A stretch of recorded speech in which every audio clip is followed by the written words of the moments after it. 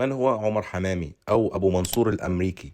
هو أحد ضحايا الشباب الذين هاجروا إلى الصومال أيام الاحتلال الأثيوبي للبلاد، والشباب كفرع مبايع لطالبان فهم لا يختلفون عنهم في شيء من ناحية الغدر والنفاق والكذب في تطبيق الشريعة، وهذا كله سيتكلم عنه في الفيديو الذي سأعرضه من مقابلة حمامي، حيث كان يستغيث بالقاعدة وبالمسلمين لرفع الظلم عن المهاجرين المسلمين الذين تفتك بهم حركة الشباب، وهذا سنتكلم عنه في فيديو آخر بالتفصيل.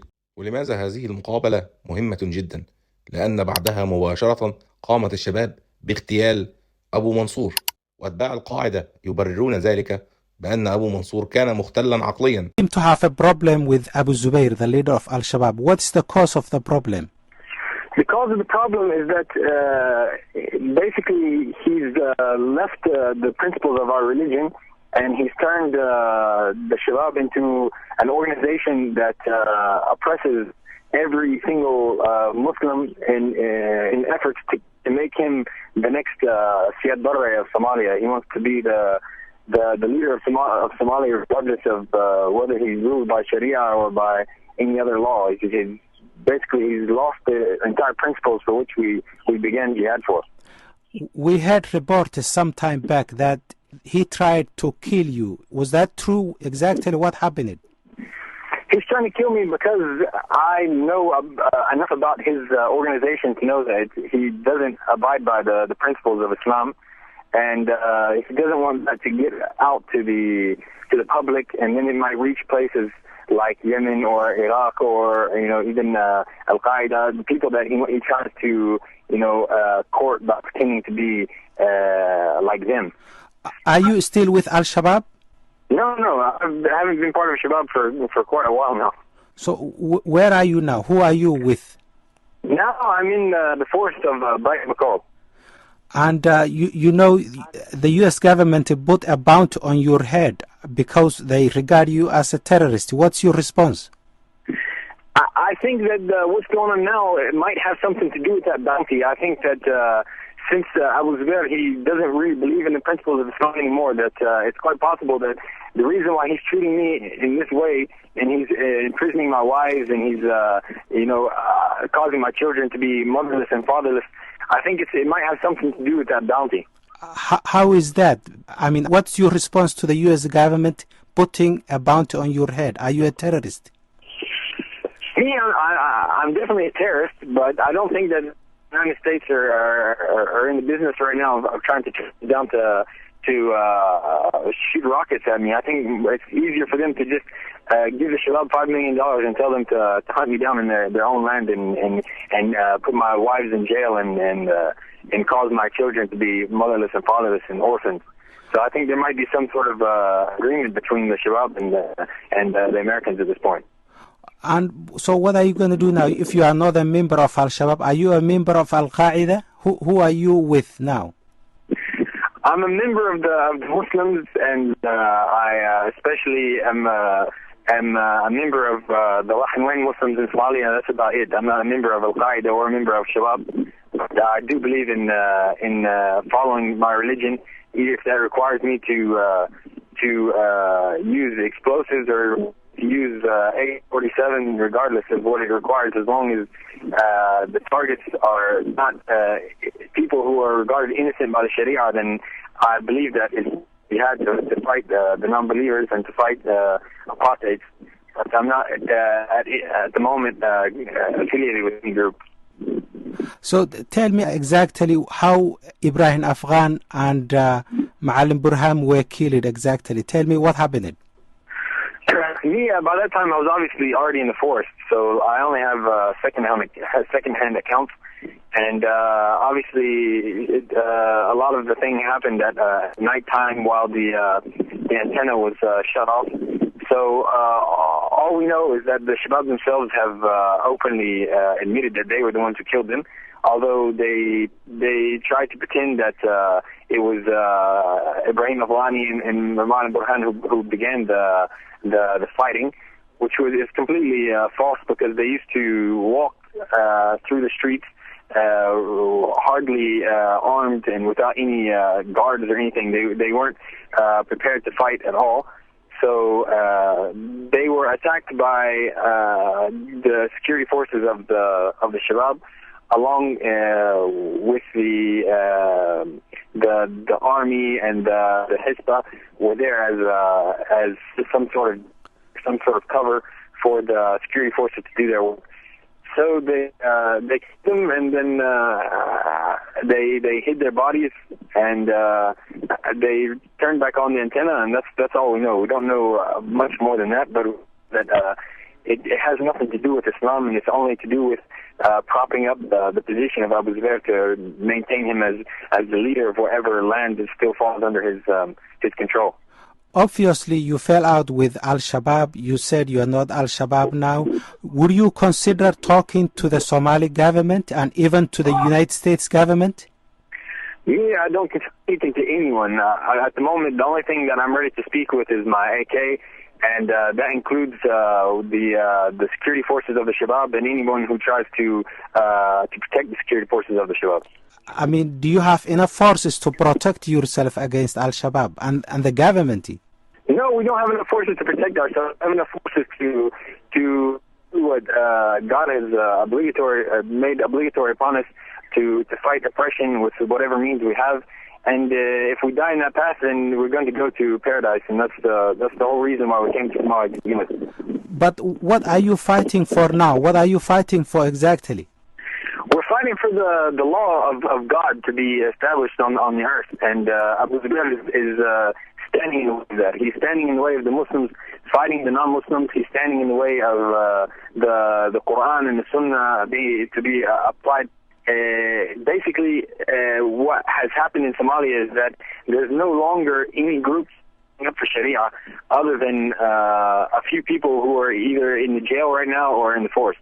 But what about leaving Somalia to Somalis? You are an American. What about leaving Somalia to Somalis and let Somalis solve their differences? I think, first of all, Somalia doesn't belong to Somalis, and secondly, I have the same response to the people who would like to bring the Burundis and Ugandese into the country, because I came into the country when Somalia was being ruled by the Somalis in the time of the Islamic court, and it was the Ethiopians that came with the agreement of the Americans to topple that organization. So ever since then, I've been working in the wishes of the Somalis. It's only been recently that has happened in Somalia is that there's no longer any groups up for Sharia other than a few people who are either in the jail right now or in the forest. But what about leaving Somalia to Somalis? You are an American. What about leaving Somalia to Somalis and let Somalis solve their differences? I think, first of all, Somalia doesn't belong to Somalis, and secondly, I have the same response to the people who would like to bring the Burundis and Ugandese into the country, because I came into the country when Somalia was being ruled by the Somalis in the time of the Islamic court, and it was the Ethiopians that came with the agreement of the Americans to topple that organization. So ever since then, I've been working in the wishes of the Somalis. It's only been recently that the want to establish the law of Allah on the land have become thrown into jails and into the forest. So it might be soon that there aren't any Somalis that are worth fighting alongside with, in which case it's much better for us to go ahead and to fight whoever we can in order to seek our martyrdom. What about the killing of innocent Somalis, blowing up innocent civilians in Mogadishu and other places? What about the explosion at the graduation ceremony in Mogadishu? What about the explosion of the students who were going to Turkey? What about that? Do you think that is in Islam? No, the reason why I'm in the forest right now is because I'm one of the few people in Somalia who stood out against the Shabab blowing up innocent civilians. So that's one of the reasons why Abu Zubair would really like to have me dead. So you would condemn this kind of acts against civilians, is that correct? Me, I condemned any Muslim being killed or any Muslim being jailed regardless of where he lives. Regardless if he's not being killed by any reason that comes from the Quran and Sunnah.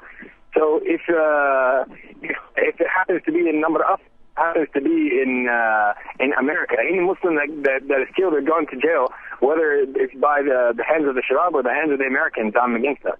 What about the United States government and the Somali government? They think that you are a terrorist. They would like to put you on trial. What about coming out and answering those questions and defending yourself before the court of trial?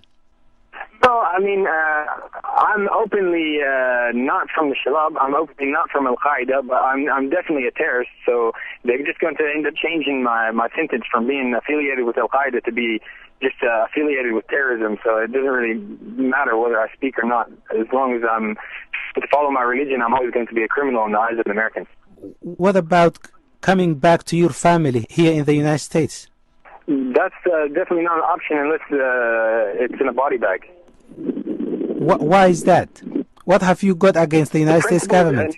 The United States government is standing in the way of the Sharia being established in the lands of Islam, and that's very obvious in recent actions in Afghanistan, Iraq, what have you. It's just when they make it that we're not going to allow any country to be ruled by. So that's exactly why I'm fighting, is to establish Sharia. So it's not possible for two contradictory ideologies to coexist at the same time. Do you think it's Islamic to fight against the Somali government? Definitely. As long as the Somali government is standing Sharia, then it's going to be permissible and it's going to be obligatory to fight against them until they change that. But the Somali parliament approved it a long time ago that Sharia is the basis for the law in Somalia. It doesn't matter if it's basis, as long as if even one word of the Sharia has changed, then it doesn't.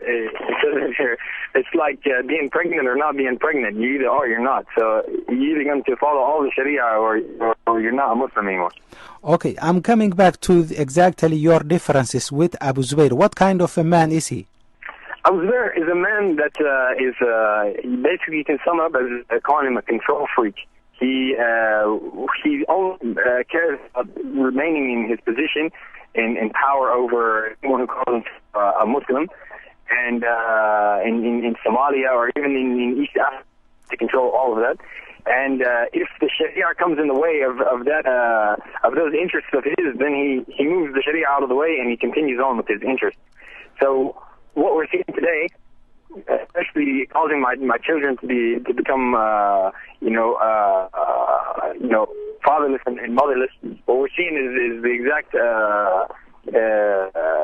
the epitome of that itself. That there's no other interests other than his own interests. It doesn't matter about what the Sharia says, and it doesn't matter what the interests of Islam are. It's only keeping him in charge.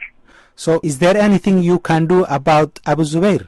Abu Zubair, the only thing I can do is to expose his evil ways and hope that Somalis in the future will stand up and not only fight for Sharia, but also fight that the Sharia be established completely and that jihad be carried out the way that the Quran and Sunnah dictates, not the way that a man decides to perform jihad. Okay. Tell me about your relationship with Abu Mansur, Mukhtar Robo Abu Mansur.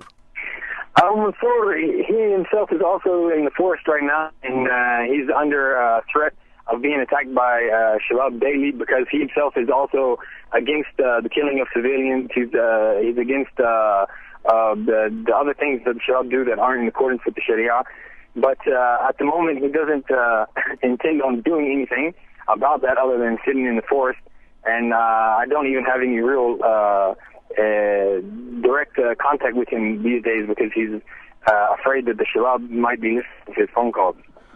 And you told me you are in the forest. How many of your militias or your guards are with you? Do you have enough? Definitely we don't have enough. We entered the forest as 5 people, and we haven't really increased much since then. Because previously we were trying to explain to the Shabab that we are not anyone to be feared. We haven't done anything wrong. There's no reason for us to be chased. We're not any other. We're not another group. But now that his evil just continues without any limits, it seems that we're going to have to try our best to gather whatever forces we can to stand in the way of this evil spreading to the rest of the Somali people. Did you say there are just 5 of you in the forest? Is that what you said?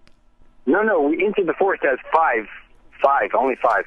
Okay, and do you have enough militias now? What's the strength of your militias? No, after that 5, only a few people have come to us. It's not. It's like a handful of people that have been added to that 5. So the thing is that we haven't been previously actively recruiting because we thought that the Shabab would eventually leave us alone. But the aggression and the going beyond the limits of the Sharia continues daily to the point that there's no more recognition of the Sharia. And tell me about your day-to-day life in the forest. My day-to-day life is to wake up in the morning, to drink some tea, eat some beans, read Quran, drink more tea, eat some more beans, pray, and sleep. So that's about it. How do you follow news from the United States of America? We follow news by the radio, by BBC, Al Jazeera, like that. Okay. The final question I'm going to ask you is, if you had a message for President Obama, what would you say to him? The president, obviously, the State Department put a bounty on your head. What would you say to him? My message is that the world is coming to an end and victory is for Islam, so you need to get back on the right side. Okay. Thank you very much. Okay, thank you.